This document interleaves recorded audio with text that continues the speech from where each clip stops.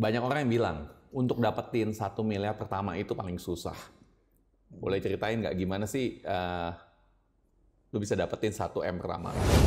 Dari situ ya alhamdulillah kita mencapai jangka 1 miliar pertama. Keren. 2018 omset masih 1 M-an ya? Yes. Sekarang Akhir 100 M. 2018. Itu gokil sih. Itu 3 tahun yang lalu itu, ya kan? Yeah. Kita bicara 3 tahun yang lalu. Yes. Gimana tuh stepnya tuh?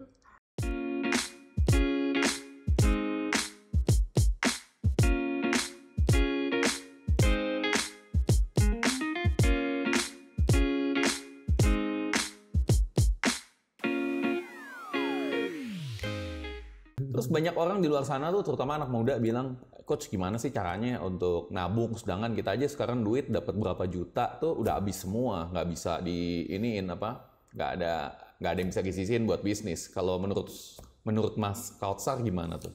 Kalau buat saya sendiri tabungan itu harus disisihkan di awal.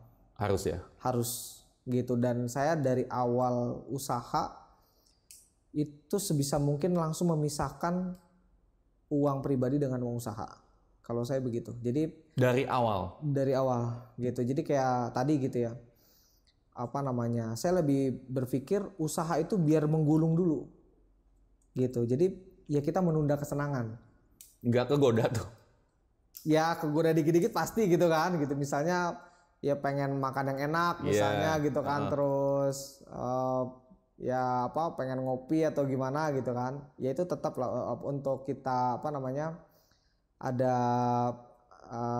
apa namanya ya, apresiasi untuk diri kita gitu. Tapi ya angkanya nggak 100% atau nggak, kalau saya nggak lebih dari 30% dari keuntungan bersih gitu. Jadi selebihnya lebih baik puterin lagi kayak gitu. Terus godaan gengsi atau keinginan punya pacar atau geledekin temen itu ngadepinnya gimana?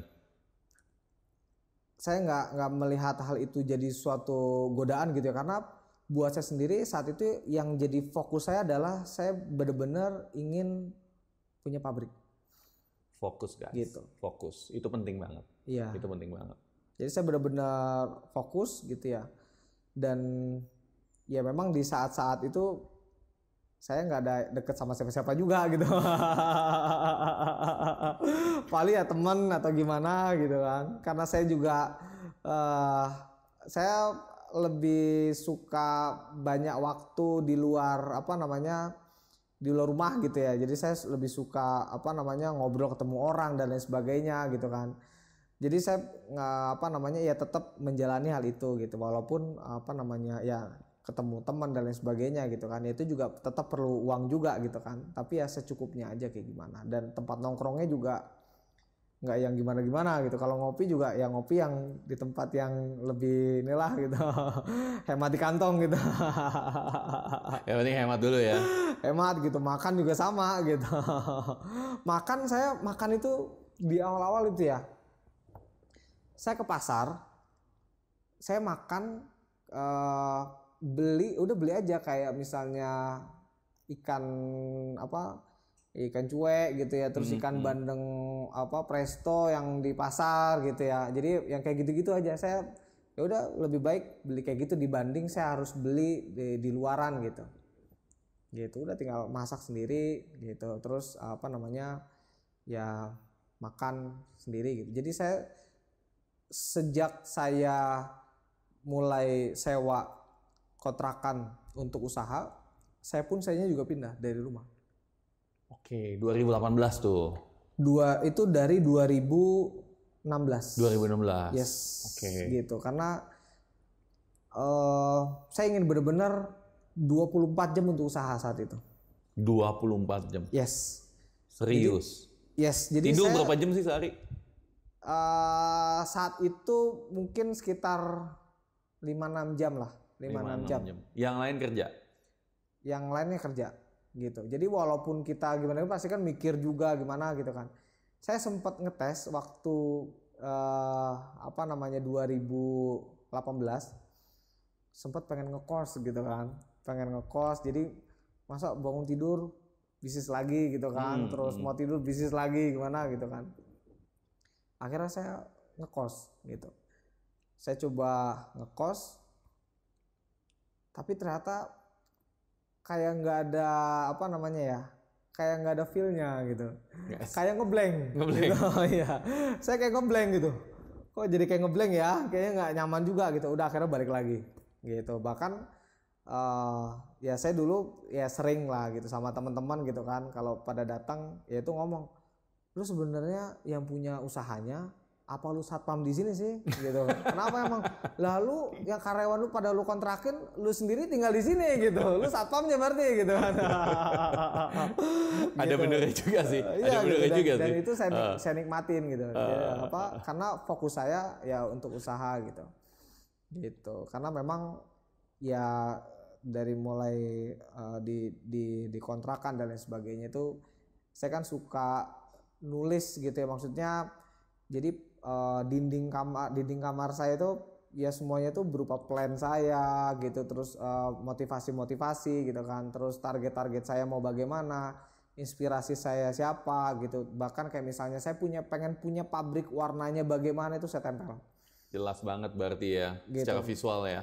Yes, saya visualkan gitu. Saya pengen punya pabriknya bagaimana gitu, di dalam processingnya bagaimana gitu kan. Itu saya tempel gitu. Dan apa namanya? Kalau kayak jadi kalau bisa saya lebih banyak waktu tidak di sana, kayaknya ada sesuatu yang hilang gitu. Itu namanya the power of focus guys. Jadi kita harus tahu apa yang kita mau. Itu penting banget ya. Yes, betul. Jadi 2018 saat itu omset udah berapa tuh? 2018 awal saya sekitar 150 juta. 150 juta. Yes. 2018 awal 150 juta. Banyak orang yang bilang untuk dapetin 1 miliar pertama itu paling susah. Boleh ceritain nggak gimana sih lu bisa dapetin 1 M pertama yuk? Ya, kalau 1 M pertama itu tentunya saya menjalani itu dengan awalnya saya mulai berpikir semakin banyak produk maka akan lebih mudah untuk mencapai sana. Oke. Gitu. Tapi kenyataannya semakin kita fokus terhadap produk-produk utama maka itu akan menjadi suatu keberhasilan buat kita untuk bisa mencapai 1 miliar pertama itu. Gitu ya? Yes. Jadi dengan kita fokus di produk-produk utama gitu. Tentunya kita lebih ke arah memperbaiki. Misalnya produk utama ini secara rasa sudah sesuai belum dengan pelanggan kita, gitu. Dan saya biasa suka minta feedback dari customer gitu ya. Ibu lebih suka yang bagaimana gitu. Terus servis apa yang mau kita adakan lagi. Jadi saya lebih berpikir menaikkan servis gitu kepada customer gitu yang sudah ada dan lain sebagainya gitu ya. Servis apa lagi yang bisa saya berikan gitu, apakah di awal itu misalnya bagaimana gitu, dan saya membentuk sistemnya bagaimana gitu kan, dan akhirnya tembuslah di angka 1 miliar pertama itu di pertengahan tahun di akhir 2018. Jadi setelah 3 tahun bisnis ya, hampir 4 tahun ya? Yes, betul. Oke. Dan caranya adalah karena dulu mungkin kebanyakan cost karena terlalu banyak bikin produksi. Betul. Barang-barang yang variasi. Betul. Saya dulu tuh suka mencoba hal-hal baru. Jadi bakso ikan saya bikin, nugget ikan saya bikin gitu ya. Terus ya macam-macam gitu kan. Saya berpikir banyak produk nih maka akan lebih mempercepat kita bisa mencapai 1 miliar pertama gitu. Tapi ternyata enggak gitu. Dan ini jadi pembelajaran buat saya juga gitu. Jadi saya dulu berpikir saya adalah orang yang kreatif. Saya orangnya inovatif gitu. Saya seneng banget sesuatu yang baru gitu kan, saya modifikasi dan lain sebagainya gitu kan. Tapi ternyata setelah saya telaah lagi keberhasilan saya, ternyata bukan dari sesuatu yang saya buat. Gitu. Tapi yang saya koneksikan ternyata. Koneksikan. Yes, betul. Jadi ya produk-produk yang hari ini yang sukses di Dimsum 49 pun memang basically-nya itu tetap secara taste dan lain sebagainya itu dari saya gitu ya.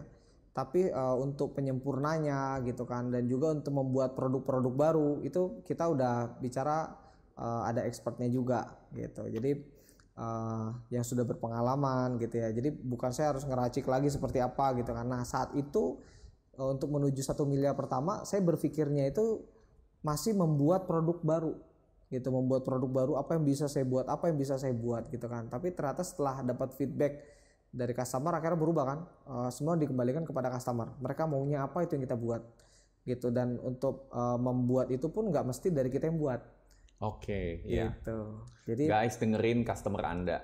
yes, betul. Jadi sudut pandangnya saya rubah waktu itu gitu kan, dari apa yang bisa saya buat akhirnya sudut pandang saya rubah menjadi apa yang customer mau gitu. Dan udah tinggal menyesuaikan aja apa yang customer mau kita buatin, service yang customer mau kita buatin juga gitu, kita siapin juga gitu. Dari situ ya alhamdulillah kita mencapai jangka 1 miliar pertama. Keren. 2018 omset masih 1 M-an ya?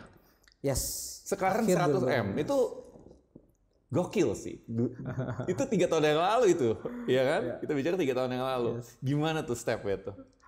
Stepnya jadi sampai saya di titik 1,5 M. 2018. 2018 lalu masuk 2019 gitu ya.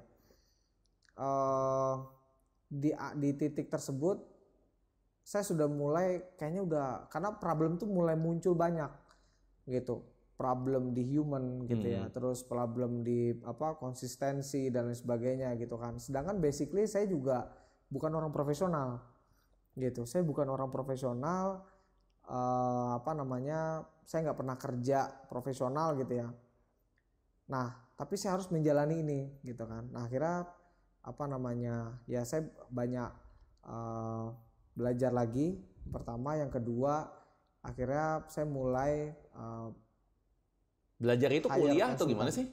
Belajar itu enggak, jadi saya ikut workshop. Oke. Ikut workshop bisnis, ikut workshop manajemen bisnis gitu ya. Saya mulai aktif di situ, bagaimana cara mengelola keuangan, terus bagaimana cara ya menjual gitu kan. Kalau pengusaha kan nggak hanya satu yang diurusin kan. Bener. Semuanya kan. Jadi dari mulai ya produknya, dari mulai jualannya juga gitu, terus orang-orangnya, finance-nya juga kita harus menguasai itu juga gitu kan. Dan itu saya pelajari semua gitu, walaupun tidak detail gitu. Nah akhirnya di akhir tahun 2019 saya mulai pakai jasa konsultan gitu ya. Saya mulai pakai jasa konsultan operation untuk bisa bantu saya membenahi. Oh karena kacau ya saat itu ya. Betul, karena kacau gitu kan. Jadi waktu itu akhir 2019 itu karyawan kurang lebih sekitar 100 orangan ya, kurang lebih ya. Hampir 100 orang, 80 sampai 90 kurang lebih. Nah di titik itu ya mulai banyak singgungan-singgungan gitu kan. Dan ini kita beda kan, mengatur 5 orang misalnya dengan 90 orang gitu kan, itu ya perlu teknik tersendiri juga gitu kan. Gitu. Nah akhirnya saya kita pakai jasa konsultan gitu kan, dan itu memang bentuk sistem di kita seperti apa gitu, termasuk bantu saya juga misalnya harus punya HRD misalnya, harus punya finance yang begini gitu kan, karena mereka kan biasa sudah punya expert ya, maksudnya sudah punya pengalaman dan lain sebagainya gitu. Karena bahkan saya sendiri pada saat saya punya HRD pertama, saya berpikirnya kan ini ya saya tahu gitu ya, maksudnya dia akan mengurusi orang gitu, tapi secara detail saya kan nggak tahu gitu. Jadi saya ingat banget ketika interview, saya mau interview pertama kali gitu kan, yang biasanya yang deg-degan itu kan yang mau diinterview gitu. Benar. Ini saya yang deg-degan gitu. Masalahnya saya mikir, gue mau nanya apa gitu. Jadi bos nginterview HRD manager, bosnya yang pegang, deg-degan. Iya, gue mau nanya apa ya gitu. Oke. Karena kita nggak tahu secara tekniklinya kan. Mungkin Iya. kalau secara akhlak dan sebagainya kita bisa sambil ngobrol dan bagaimana kita bisa baca gitu. Tapi kan kalau secara technically kita nggak tahu gitu kan. Akhirnya saya tandem lah sama konsultan saat itu gitu kan. Oke, yang secara technically-nya begini, pertanyaan begini gini. Akhirnya mulai berjalan gitu, bentuk sistem, perapihan sistem gitu sampai 2020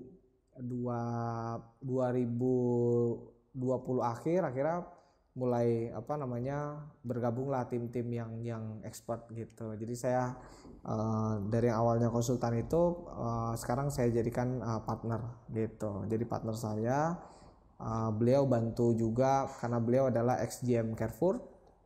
Jadi bantu secara pembentukan tim lebih intens lagi gitu kan. Jadi kayak sekarang kita ada GM juga gitu kan. Lalu ada tim-tim yang sudah berpengalaman gitu. Peran konsultan atau coach penting nggak sih sebetulnya buat pembisnis? Penting banget.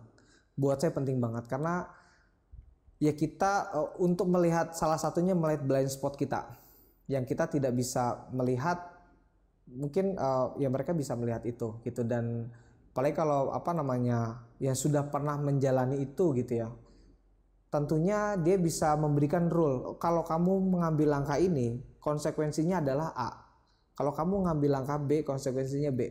Gitu. Kamu tinggal pilih yang mana. Jadi dia sudah bisa memberikan gambaran ke depannya seperti apa. Gitu. Itu salah satunya. Walaupun tentunya ya perjalanan kita yang menentukan. Gitu. Jadi 2020 jadi mendadak bikin pabrik kedua ya? 2020 yes betul, karena permintaan. Jadi 2020 ini kan saat pandemi. Betul. Ini menarik nih. Pandemi turun nggak sih? Sempat ngedrop nggak sih? Alhamdulillahnya kita justru saat pandemi 2020 kita grow hampir 3 kali lipat. 3 kali lipat. Yes, gitu. Tentunya ya kita menyesuaikan diri. Dan alhamdulillahnya basically-nya karena kita sudah kuat di online. Jadi drive-nya tinggal bicara arahnya aja gitu, tinggal menyesuaikan diri aja gitu. Jadi memang tidak secara keseluruhan gitu. Jadi kayak contoh misalnya kita lebih mengajak orang-orang yang sudah di PHK, karyawan dan lain sebagainya gitu kan. Atau ibu-ibu rumah tangga yang ingin membantu menambah penghasilan keluarganya, mungkin karena ayahnya harus atau suaminya harus kerja WFH yang dibayarnya tidak full dan lain sebagainya gitu ya. Jadi akhirnya mereka jadi jualan dimsum gitu. Dan dengan simpelnya jualan dimsum itu mereka tanpa ibarat kata tanpa harus investasi besar pun bisa menjalani itu gitu. Karena contoh misalnya jualan nggak perlu bikin gerobak gitu kan, nggak perlu ya investasi bagaimana, cukup jualan di WhatsApp, grup arisan gitu ya, terus update status gitu, terus di grup alumni dan lain sebagainya gitu ya, grup komplek gitu kan. Nah jualannya pun cukup pakai rice cooker gitu, jadi maksudnya tinggal kukus di rice cooker aja dimsum. Yang semua orang udah punya ya? Yang semua orang punya gitu, jadi itu bisa mereka lakukan gitu. Dan itu ya alhamdulillah menjadi terobosan di saat pandemi, dan kita menjadi alhamdulillah grow up 3 kali lipat gitu. Wah. Dan sekarang katanya udah ada supermarket bahkan. Yes, kita 2021. Jadi 2020 saat pandemi itu kalau orang berpikirnya adalah semua ngerem. Betul. Semua ngerem. Saya enggak. Saya maunya tetap gas. Gaspol. Yes. Gitu. Karena buat saya kita tinggal menyesuaikan diri aja. Gitu. Kita tinggal mencari celah yang tepat gitu. Kalau kita ngerem, kita berhenti. Gitu. Tapi kalau kita gas, tapi tentunya dengan perhitungan dan dengan celah yang tepat, kita bisa berhasil. Gitu. Dan supermarket yang hari ini saya jalanin, ini adalah prototipe kedua. Jadi udah 2 nih. Ya, yang pertama saya buat di BSD. Gitu. Itu di BSD di saat awal pandemi, di bulan-bulan Mei itu saya open jualan di BSD gitu ya, toko frozen food gitu, tapi ternyata tidak berjalan begitu baik gitu. Tapi akhirnya kita cari celah lain gitu ya. gimana tetap biar bisa justru malah bagus gitu kan. Akhirnya kita mulai perbaiki gitu kan. Jadi kita tidak melihat justru kita pindah bisnis misalnya atau gimana gitu kan, tapi kita memperbaiki yang sudah ada gitu. Dari konsep yang ini kita cari celahnya lagi. Oke, berarti saat pandemi kita butuh kaki yang lebih kuat lagi gitu. Maka kita bentuklah resto, supermarket dan juga online. Ada resto juga? Ada resto juga. Wes. Gitu. Jadi ini adalah salah satu untuk customer experience gitu ya, ketika mereka ingin beli dimsum frozen gitu kan, sampai di resto di supermarketnya kan nyium wangi dimsum yang anget-anget gitu ya. Akhirnya tergiur lah masuk ke resto gitu kan.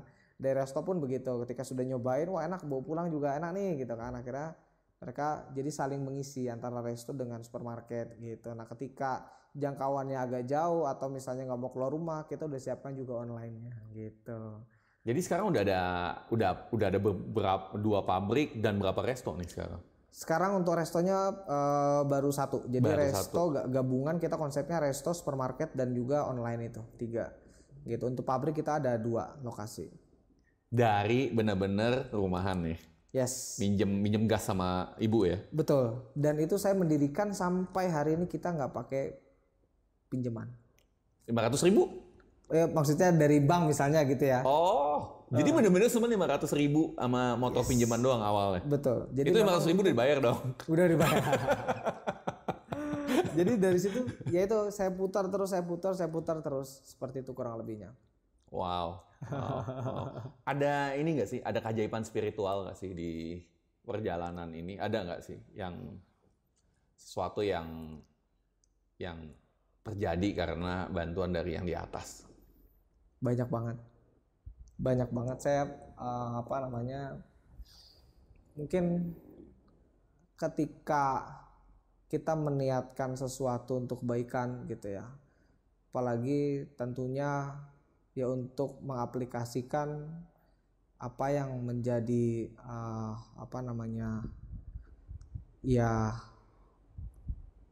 harapan daripada Tuhan gitu ya. Saya yakin banyak sekali keajaiban. Contoh misalnya ketika saya jadi saya sekeluarga itu kita biasa ngontrak, Pak. Sampai 2020. Kita masih ngontrak. Masih? Puluhan tahun tuh kita ngontrak.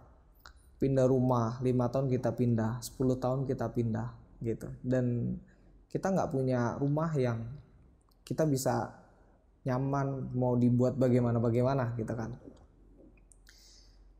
Dan akhirnya saya memutuskan untuk membeli rumah untuk orang tua saya gitu. Saya punya budget sekian misalnya gitu ya. Nah ternyata yang ibu saya suka rumahnya harganya 2 kali lipat. Oke. Gitu. Karena ibu saya udah suka, saya nggak mau nolak, gitu. Akhirnya saya negosiasi sama yang punya.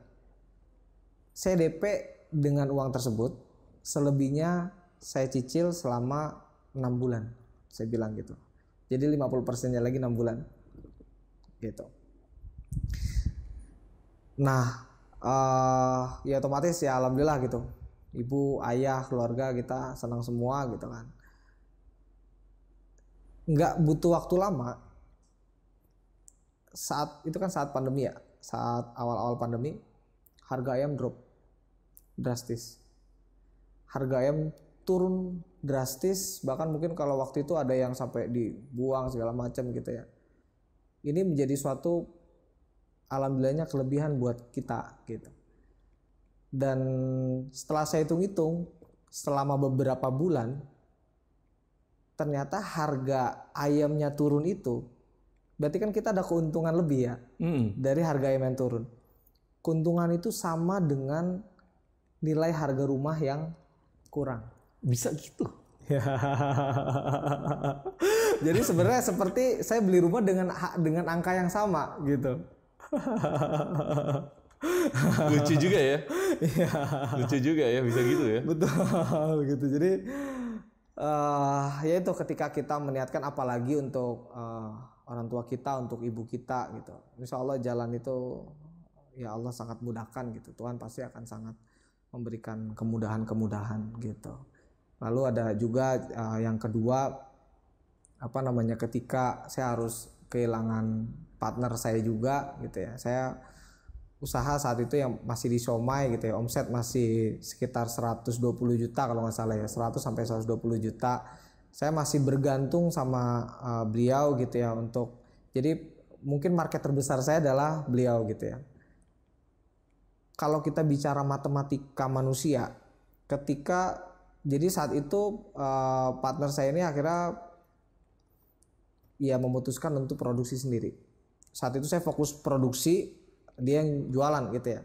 Tapi ternyata saat dia sudah punya cukup market, akhirnya dia produksi sendiri. Jadi kompetitor ya malah ya. Iya gitu, akhirnya meninggalkan saya gitu ya. Dan di situ ya pasti ada perasaan sakit hati segala macam bla bla bla gitu kan. Ketika ya saya konsul sama ayah saya gitu kan.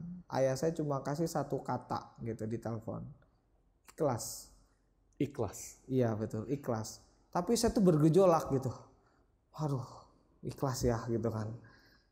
Cuma nih hilang pasar gede juga gitu kan. Hilangnya pasar gede banget gitu kan. Saat itu lumayan juga gitu. Mungkin sekitar 60 sampai 70% itu market ada di dia gitu. Jadi saya harus kehilangan 60 sampai 70, mungkin kalau sales gitu ya, 60 sampai 70 juta omset gitu kan. Itu kan lumayan juga gitu kan. Di situ apa namanya? Ya saya harus bisa menerima itu gitu kan. Oke, ikhlas gitu. Akhirnya bismillah, walaupun ya bergejolak hati segala macam gitu kan. Akhirnya saya mulai menerima itu. Ternyata di akhir bulan gitu. Di akhir bulan dalam perjalanannya justru banyak peluang-peluang baru. Peluang baru. Yes, gitu. Salah satunya cilok gitu. Jadi ada pedagang cilok yang sudah puluhan tahun dia jualan keliling pakai sepeda gitu. Pak, kita kerjasama aja gitu. Saya jualin online. Saya rasanya enak gitu kan. Terus saya jualin online aja gitu kan. Bapak udah bikin aja gitu. Bapak nggak usah keliling lagi gitu. Akhirnya mau segala macam gitu kan. Dari situ terbentuk, akhirnya kita dapat kontrak untuk bisa mensuplai ke beberapa outlet bakso aci. Oh ya. Gitu, ya. Outlet bakso aci gitu kan. Terus di titik itu juga permintaan, saat itu saya sudah mulai jualan dimsum. Dari titik itu juga dimsum juga mulai pesat gitu. Jadi di bulan saya lupa di bulan yang sama atau di bulan berikutnya justru pendapatan itu lebih besar dibanding yang saya hilang. Ajaib ya. Yes, gitu. Jadi ya itu ketika kita menerima gitu. Jadi prinsip saya adalah kalau lo boleh curang gitu, tapi gue enggak. Gitu. Karena kita curang itu adalah karakter gitu. Dan kerugian itu bukan di orang yang dicurangin, tapi kitanya juga yang rugi gitu. Karena dengan kita punya karakter itu, maka ya kita juga akan mengambil langkah-langkah yang pengennya shortcut gitu. Jadi mau jalan pintas shortcut aja. Betul gitu. Jadi ya itulah, ketika kita tetap bertahan dengan prinsip saya saat itu gitu ya. Ya justru itu hanya sebagai ujian gitu dari Tuhan gitu ya. Ujian bahwasanya kita mau next level gitu.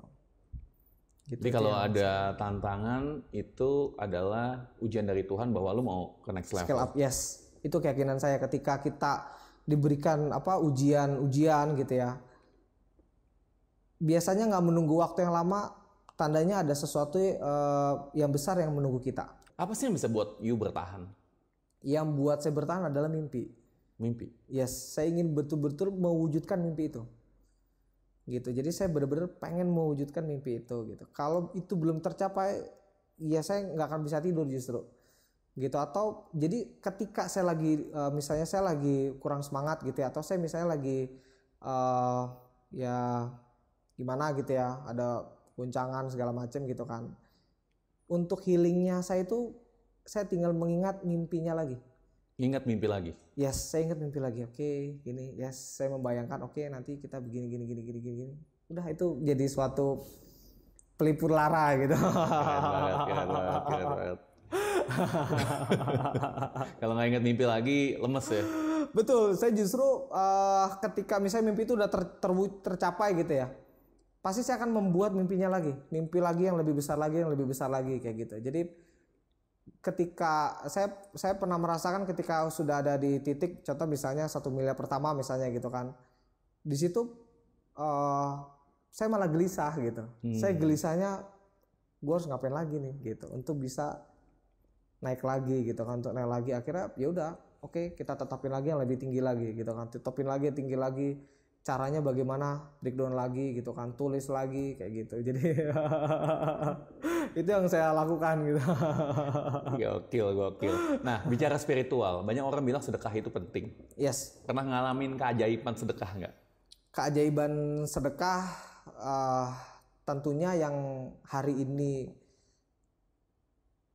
percepatan yang hari ini kami rasakan merupakan suatu keajaiban dari sedekah gitu. Jadi tapi saya biasanya di belakang layar gitu Pak. Maksudnya saya bukan tipikal yang misalnya ketika sedekah saya harus muncul gitu kan, terus ya harus di media sosial atau segala macam gitu kan gitu. Tapi kita ya alhamdulillah gitu, setiap hari Jumat kita selalu buat sedekah gitu. Jadi ada program-program tertentu lah ya. Ada program-program tertentu yang memang kita harus ada. Justru malah saya kalau hal itu nggak berjalan, saya ngomelin tim juga gitu. Serius ngomelin? Iya, misalnya kita udah nentuin angkanya gitu kan, tapi angkanya itu nggak semuanya habis gitu kan. Itu saya malah ngomelin gitu. Bicara orang tua nih, ada yang bilang surga di bawah telapak kaki ibu. Ya. Ada nggak sih pengaruh dari hubungan orang tua dengan kesuksesan terhadap diri Anda? Ada banget. Jadi yang saya yakini adalah kehidupan keluarga itu sangat menentukan. Jadi keberhasilan kita membangun keluarga sangat menentukan keberhasilan kita membangun bisnis. Gitu. Menarik. Gimana tuh? Iya, jadi ya secara keberkahan kita misalnya lompatan-lompatan dalam bisnis gitu kan, itu ya mungkin kasat mata ya seperti apa gitu kan, tapi saya sering banget menemui kemudahan-kemudahan, akselerasi dan lain sebagainya gitu ya. Jadi ya ketika kita juga bisa membahagiakan dan juga turut membantu membangun keluarga menjadi yang lebih baik gitu ya, maka ya otomatis bisnis itu akan menjadi lebih baik juga gitu. Jadi dari dulu sama orang tua udah baik? Saya lebih tepatnya setelah tahun 2017. Jadi sebelum 2017? Sebelum 2017 itu ya kita biasa namanya anak muda itu kan ya ada idealisme gitu kan. Terus, ini idealisme apaan nih? Idealisme apaan? Ya misalnya kayak di rumah harus begini gimana dan lain sebagainya gitu kan. Terus kayak misalnya ya berantem kecil segala macam gitu kan gitu. Jadi sebelum 2017 itu saya sempat di titik yang memang tidak sinkron dengan keluarga gitu. Karena mungkin dulunya saya juga sudah jauh dari keluarga juga gitu ya. Jadi sudah terbiasa dari keluarga, akhirnya ya membentuk hal itu gitu kan. Ada gesekan-gesekan dan lain sebagainya gitu kan.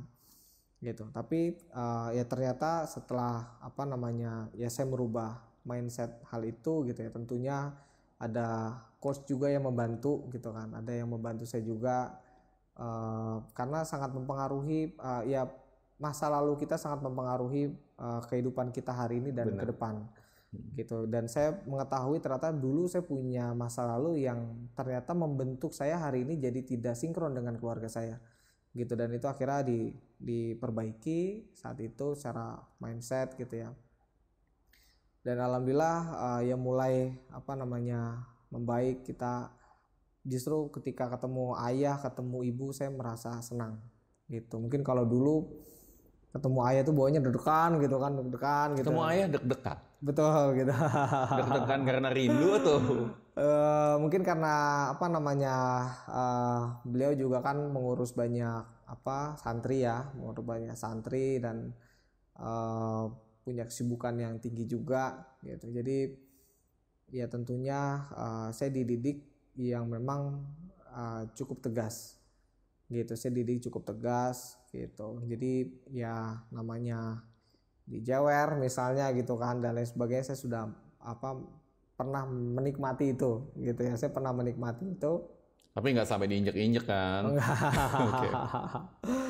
Jadi efeknya adalah ketika saya ketemu orang yang lebih dewasa, ketemu bapak-bapak misalnya gitu kan, itu bawaannya saya takut. Tapi berarti cukup keras ya?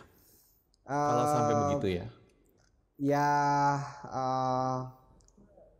Ya, tapi tidak yang keras-keras gimana juga gitu ya. Tapi lebih cenderung karena ingin mendidik.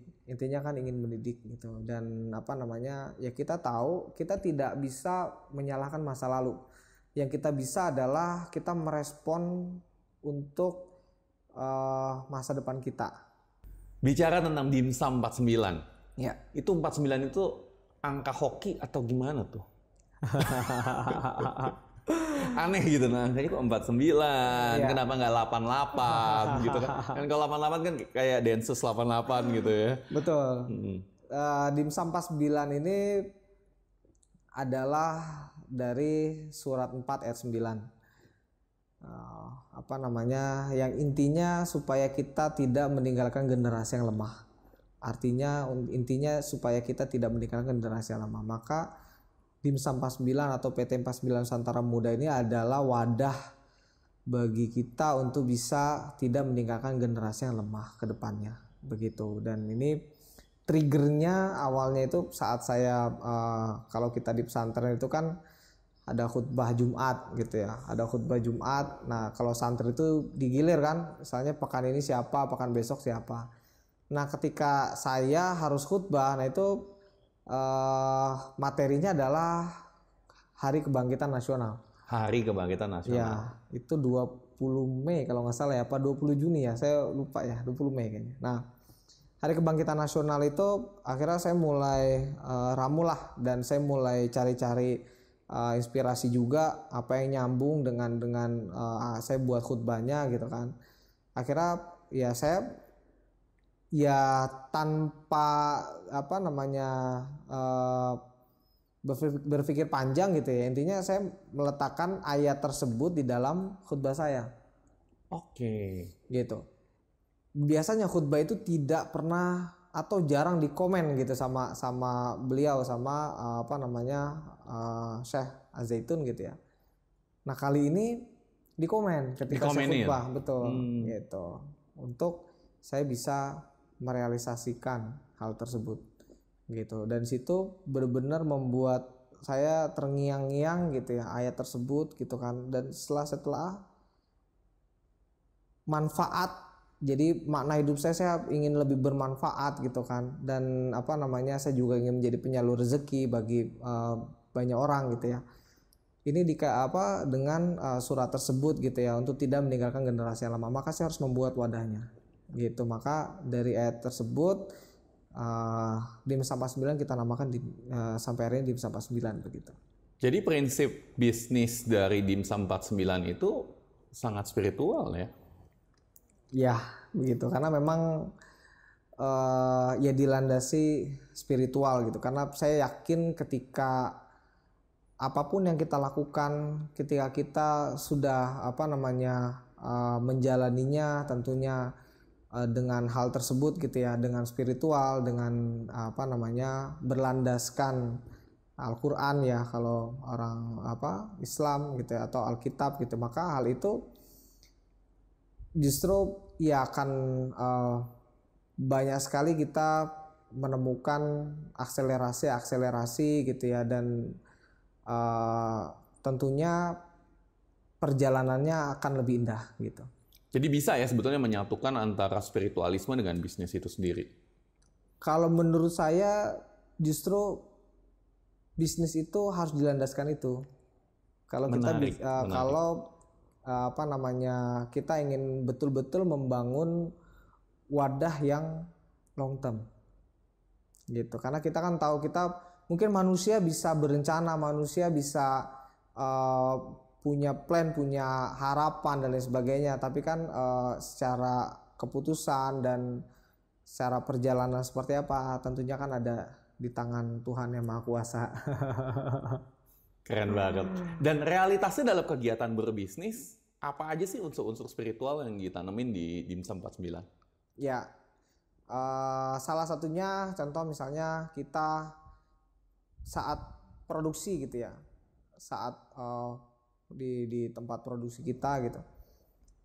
Itu kalau misalnya produksi di tempat yang lain itu lebih mungkin musik dan lain sebagainya gitu. Kalau kita melantunkan ayat Al-Quran. Wow. Gitu. Kita melantunkan ayat Al-Quran gitu, karena tentunya kita juga karena ada kaitannya juga dengan kita ingin membangun akhlak yang baik bagi seluruh karyawan gitu. Ada juga pendidikan tentang akhlak di sana. Iya, ada juga, betul. Gitu. Jadi apa namanya, kita juga berusaha untuk bentuk secara akhlak yang baik di tim kita juga gitu, karena memang salah satu yang kita nilai untuk di karyawan PT 49 ini adalah akhlaknya. Mungkin skill kan bisa kita bentuk gitu ya, tapi kalau akhlak itu mungkin lebih perlu waktu ya gitu. Itu menantang terkadang ya. Betul. Apalagi sekarang udah berapa banyak anak buahnya timnya? Sekarang kurang lebih kisaran 300 karyawan. 300. Mas Kotsar sendiri dekat dengan tim atau gimana? 300 orang itu cukup menantang tuh, lumayan banyak. Ya, tentunya apa namanya, ya saya dekat dengan tim juga gitu. Karena saya juga bukan tipikal yang apa namanya, saya walaupun saya sebagai owner gitu kan, udah saya bisnis jalan, ownernya jalan-jalan terus misalnya gitu kan. Gitu. Itu gimana tuh? Banyak yang ngomong gitu tuh, banyak yang ngomong gitu. Betul. Kalau buat saya bisnis itu tetap memerlukan ruh seorang owner, gitu. Jiwanya seorang owner tuh tetap diperlukan gitu. Jadi kehadiran kita gitu kepada tim kita, kepada lapangannya dan lain sebagainya itu apa namanya, ya menentukan gitu. Jadi saya sendiri sampai hari ini pun gitu ya, saya kalau bisa berangkat pagi-pagi banget ke pabrik ataupun ke toko gitu, saya berangkat pagi gitu. Dan apa namanya, pulang nggak ya namanya bisnis owner kan gitu ya, bisa aja pulang kapan aja misalnya gitu kan. Tapi kalau dikala kondisi-kondisi tertentu ya saya akan standby gitu. Dan saya tipikal yang apa namanya, mungkin demokratis kali ya gitu, tapi tetap terstruktur gitu ya. Jadi ya mau ngobrol sama saya, karyawan segala macam, saya open. Dan saya malah justru lebih senang seperti itu, karena dengan banyaknya komunikasi, dengan kita dekat dengan tim gitu, ya maka kita jadi tahu permasalahan di lapangan seperti apa, ada kendala apa, ada harapan apa yang mereka sebenarnya ingin capai gitu. Jadi saya bisa dengan dengan mudahnya gitu ya untuk bisa mengetahui hal itu, dibanding nanti karyawan harus bicara di belakang dan lain sebagainya sambil kita nggak tahu, akhirnya kan kita nggak bisa memberikan solusi yang tepat misalnya kayak gitu. Jadi tetap masih turun lapangan ya? Saya masih tetap turun lapangan gitu, saya masih tetap gitu. Jadi apa namanya, ya sama kayak contoh misalnya kayak di supermarket kemarin gitu ya, kita lagi lonjakan banget ya, pengunjungnya lagi ramai banget, luar biasa antusias masyarakat ke Boleh Kakak Dimsum. Ya saya prepare, saya nyiapin makanan? Ya serius? Saya ngukus juga gitu, terus saya ya bantu-bantu bersih-bersih juga gitu. Jadi sebelum, karena kita tahu kan kelemahan tim lagi di sini, oke gitu kan, di situ saya masuk gitu ya. Saya masih nyikat kamar mandi, saya masih bersih-bersih halaman parkir segala macam gitu. Jadi dan itu kenikmatan buat saya gitu. Kok bisa kenikmatan sih? Ya gitu. Jadi saya enjoy gitu melakukan itu gitu. Apa namanya? Karena saya lebih suka memberikan contoh dibanding kamu harus begini enggak gitu. Jadi masih bener sampai ngebersihin kamar mandi, prepare. Ya gitu. Ketika kita tahu, oke, ini ada kekurangan tim di sini gitu kan, dan solusinya tidak bisa secepat membalikan telapak tangan misalnya gitu, maka saya masuk gitu. So guys, jadi pembisnis itu jadi problem solver. Jangan buat problem buat tim. Yes, betul banget. Betul, dan kita justru kan apa namanya mengurai benang yang kusut. Gitu, bukan justru malah mengkusutkan benangnya gitu. Dimana di lapangan banyak kan pembisnis yang udah cukup lumayan malah membuat benang tersebut kusut ya. Iya gitu. Menarik banget nih. Mungkin pertanyaan terakhir ya.